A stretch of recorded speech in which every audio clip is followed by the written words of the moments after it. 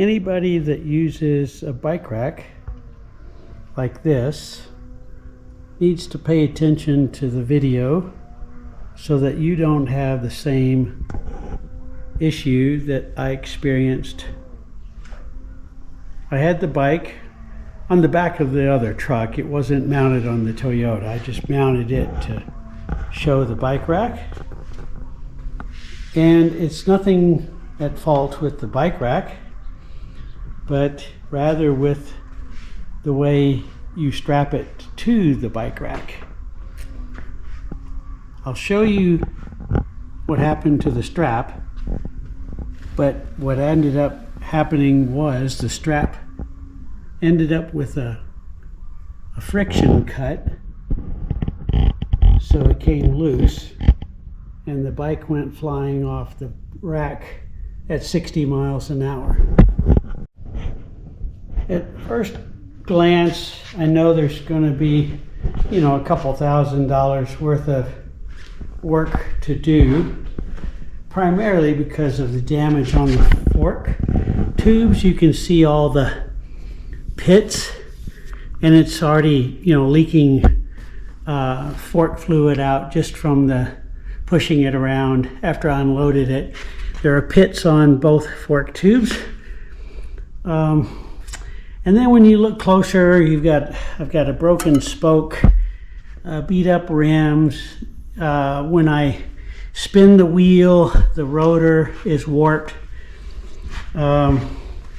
Looking straight down at the foot peg, that's hard to see in the dark, but you can see it's bent forward on the right side, and the left side is just kind of bent a little bit.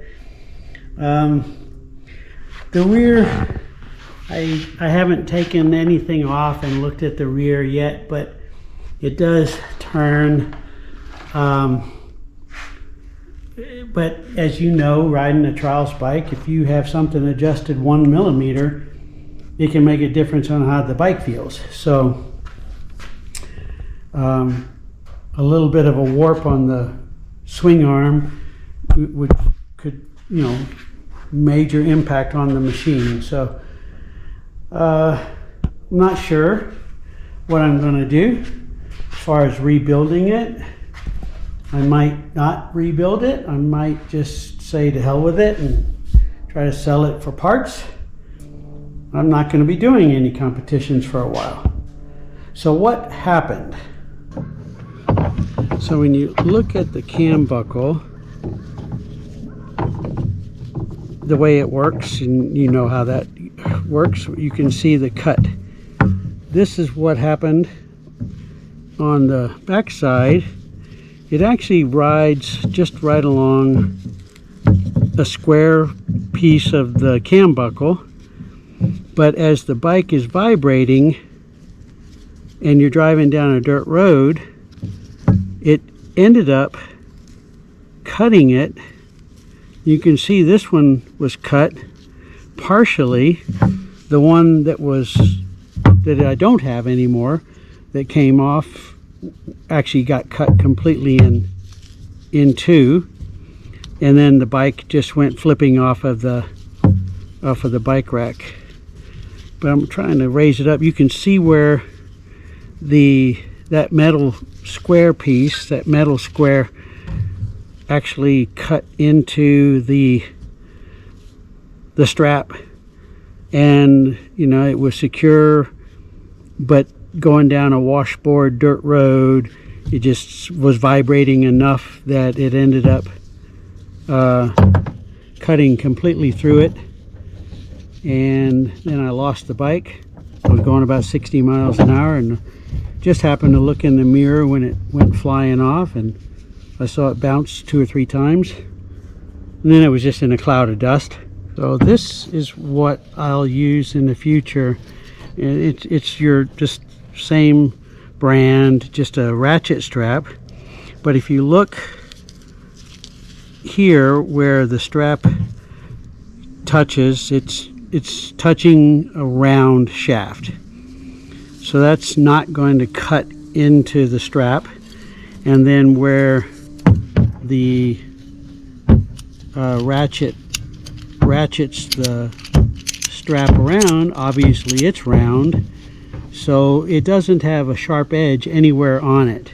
This one that I use to hold the camper down in the back of the truck is much thicker webbing. It's rated for a couple thousand pounds of torque on it, but it's built the same way. Everything is round, so I don't have to worry about something vibrating this to cut the strap or cut this one. So I would definitely pay the extra dollars, beef it up just a bit, and then be secure in the fact that I know it's not going to cut the strapping. With that being said about the strap and the failure of the strap, I learned a lesson, and hopefully you guys can just change your straps and not learn the same lesson. For me, you know, obviously this thing is not where I want it, and I don't know what I'm going to do yet. So there's probably going to be a break in my riding, and definitely there'll be a break in my competitions here until I decide what to do and then follow through and complete whatever I am going to do.